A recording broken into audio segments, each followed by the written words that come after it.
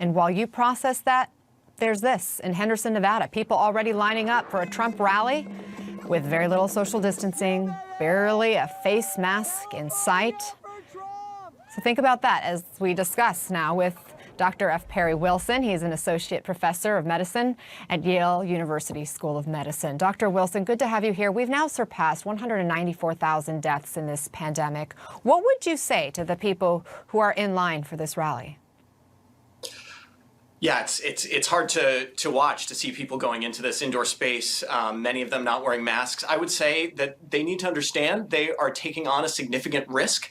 And the bitter irony, of course, is that the person they're waiting in line to see has admitted now that he is deliberately downplaying the risk of coronavirus. He knows how deadly it is, but has deliberately lied about it.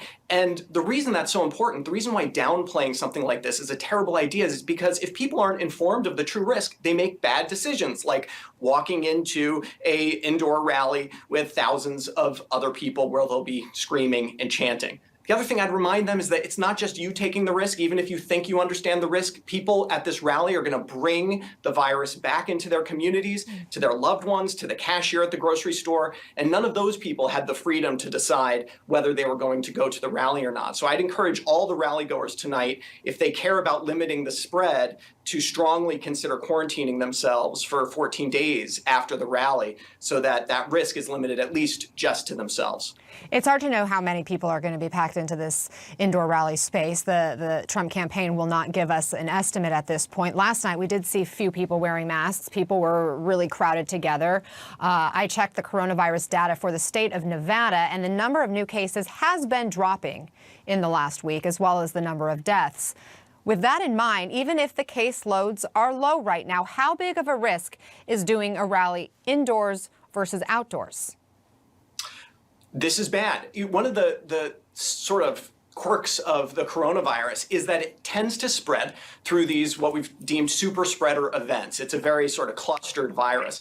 And that the epidemic is really propagated when large groups of people get together and all of a sudden you have 50, 100 cases. Now this is a double-edged sword, because on one end you can have kind of no cases in the area, and then you have an event like this and all of a sudden, like we saw in Tulsa, you have hundreds of cases a week or two later.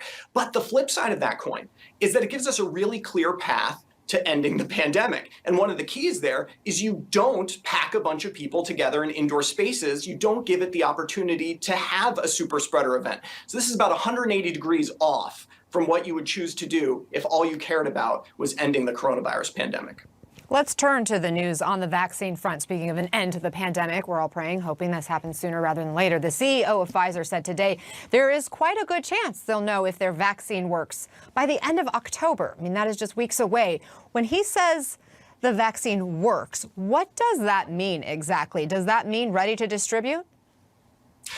No, it doesn't. That trial was set to recruit 30,000 people, and recently they said they hit that target. They're actually expanding recruitment another 10 or 12,000 to increase the diversity in the trial, which we applaud them for.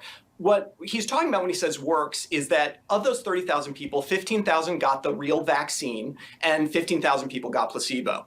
They'll look and see what percentage of the people who got placebo went on to develop coronavirus and what percent of people who got the vaccine went on to develop coronavirus. If, let's say, for example, half of the people in the vaccine group got coronavirus compared to the placebo group, that would show that the vaccine is 50% effective, which is sort of the minimal level we'd want for a vaccine you're going to distribute. Of course, we're all hoping to see 70, 80, 90% efficacy. But that's only half of the equation. The FDA has to evaluate every drug, including every vaccine, not just on efficacy, but on safety. And this is where things get tricky, because safety events don't happen as frequently as coronavirus infections. Rare events can happen weeks, even months after the last dose of the vaccine, as we saw in the AstraZeneca vaccine, where there was a case of transverse myelitis. Those rare events you need to watch out for. And so we may really be in a situation in October where the data comes out and we have a vaccine that appears to work. It prevents coronavirus infections, but we don't yet know if it's safe. And that's going to be a really uncomfortable situation, I think, for all of us. But hopefully the FDA will do what the FDA has been charged to do and consider both safety and efficacy before they make any approvals.